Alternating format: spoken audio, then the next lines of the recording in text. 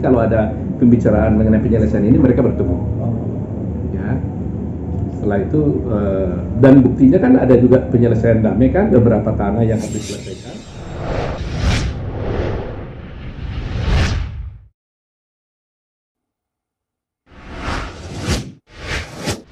Ya, titik temunya itu adalah memang makanya bilang agree to disagree. Mereka udah setuju, tidak sepakat tentang hidup bersama. Jadi akhirnya mereka mengatakan ya titik temunya bertemulah mereka untuk berpisah. Itu juga titik temu juga kan, karena kan bisa saja yang satu minta cerai, yang satu minta damai dan sebagainya. Itu satu. Nah kedua mengenai soal harta juga diselesaikan. Ya apa yang menjadi tuntutannya Desi dikabulkan Hotma, apa yang menjadi kewajiban Hotma diserahkan kepada Desi. Mengenai tembok juga akhirnya mereka sepakat bahwa Desi punya prinsip itu harus bongkar. Itu kan itu menjadi susah kan selama ini. Hotma mengatakan tidak boleh bongkar, ya kan? Karena dibilang itu berapa sih saya bayar aja. Hotma maunya saya bayar aja kalau itu masalah.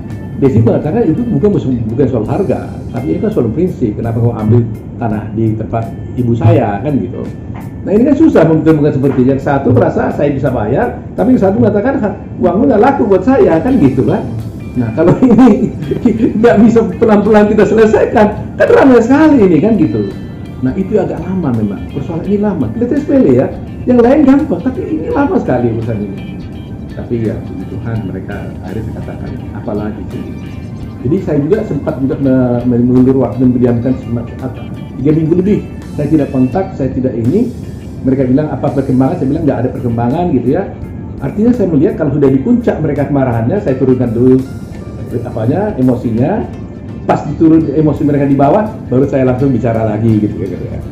Tapi terakhir semuanya sudah bagus lah. Dari situ ya, itu tadi yang saya ceritakan itu hanyalah pernak-pernik gelombang ketika saya mendamaikannya.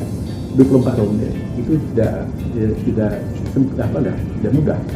8 bulan efektif loh, hampir tiap minggu. Kalau 24 ronde itu berarti 24 minggu, lebih kurang itu 1 minggu itu saya berarti bertemu dua kali ya, satu dengan Desi, satu ini minimal. Itu berapa minggu tuh sudah itu? Setiap minggu harus 2 kali itu. Saya menangani perkara di Tokyo di arbitrase, saya hanya 10 ronde, ternyata yang dipakai 4 ronde sudah damai gitu. Ini 24 ronde loh. Jadi dalam pengalaman saya mediasi terlama yang saya alami adalah ini. Ya. Tapi kepuasan juga saya ini juga karena yang paling sulit bisa didamaikan. Ya itu bukan karena saya tapi ya, Tuhan menolong gitu. Oh iya, ini tertolong juga karena peranan anak-anak. Dari Bude Sirik juga anaknya cukup manis semua, Bang ya, sama adiknya itu cukup mendorong. Dari pihak Olma juga si anaknya Nito juga mendorong. Jadi itu membantu saya juga gitu loh. Jadi setiap pertemuan saya dengan Desiree selalu Bams ada, ya adiknya juga ada. Setiap pertemuan dengan Hotma juga selalu anaknya Dito ada juga. Dan saya tertolong karena anak-anaknya mendorong. Jadi mendorongnya di luar kita juga ngomong-ngomong sama anaknya ini. Kita ngomong juga, ya mereka juga positif lah, bagus-bagus lah anaknya lah. Artinya mereka tidak menginterpret terlalu jauh persoalan bapaknya, mereka ngomong ke saya gitu. Jadi ya mereka dorong juga lah.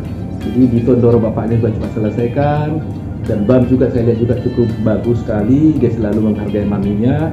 Mami keputusan dari mami yang terserah mami, tapi pandangan saya seperti ini selalu gitu. Saya kira dua-duanya anaknya manis-manis lah gitu. Ya, saya senang ya. Untuk Bang Oto sendiri kesannya bagaimana sih menangani kasus yang terbilang cukup alot dan panjang?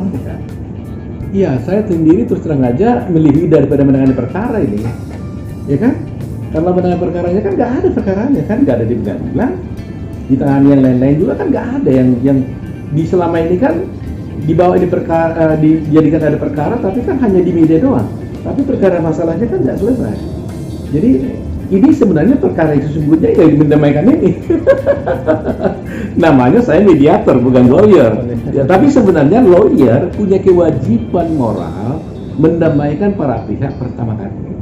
Jadi kalau ada perkara di tangan pada saya, kewajiban saya mendamaikan para pihak, bukan memperkuncing. Nah, jadi bagian itu yang saya ambil. Meskipun namanya mediator, tetapi saya menyelesaikan perkaranya. Jadi saya cukup puas sekali. Saya puas dalam arti yang tersulit pun ya perkara kan kadang-kadang kan gampang. Kalau perkara kan tinggal defense attack kan gitu. Kalau ini nggak bisa defense attack. Dia curahkan hatinya, kemarahannya, saya harus telan. Itu kan pikiran saya, kok you marah sama saya kan bukan orang yang berperkara. Yang satu juga marah ke saya juga, kok marah ke saya kan yang berperkara. Nah kalau seorang mediator tidak bisa kuat terhadap ini, ya memang akan marah. Dan mediator itu kan bisa marah dan akhirnya gagal. Jadi semua kemarahan mereka saya tampung, seperti saya buat aja di hati saya seperti lautan luas, udah masuk ke laut gitu, buang, dia termasuk ke laut. Nah yang bagus-bagus itu saya simpan, itulah yang saya sampaikan ke pihak yang kurang bagus saya buang aja gitu. Nah jadi bagi saya sebagai seorang lawyer, tapi terutama sebagai seorang mediator, saya senang 24 ronde saya bisa lalui dengan baik, ya walaupun dengan nggak mudah ya, tapi akhirnya mereka bisa bersatu. Nah selanjutnya tentunya mudah-mudahan, karena masih ada step kedua kan. Step kedua adalah kesepakatan mereka bahwa Hotma harus segera membawa ini ke pengadilan. Di pengadilan ya nanti nggak tahu hakim akan datang atau meminta prinsipal datang nggak. Umumnya kan prinsipal dipanggil kedua belah pihak. Ya mudah-mudahan kalau mereka dipanggil prinsipal kedua belah pihak, mereka bertemu ya bisa selesai. Untuk pengajuan pengadilan sendiri itu akan diajukan kapan? Diminta sebenarnya secepat-cepatnya, tidak kalau boleh di Januari ini harus masukkan, karena itu kan ada beberapa harta kan yang tidak bisa diselesaikan kalau tidak ada putusan pengadilan kan, karena ini menyangkut harta gonong gini ya kan, jadi harus ada putusan dulu baru harta kita, meskipun di antara mereka sudah ada persetujuan tentang pembagian masing-masing. Berarti Bang Hotma Sitompul yang akan menggugat, Bang? Ya, kesepakatan mereka begitu. Kesepakatannya Hotma Sitompul yang menggugat ke pengadilan, nanti Desi akan menunjuk yang lain untuk datang.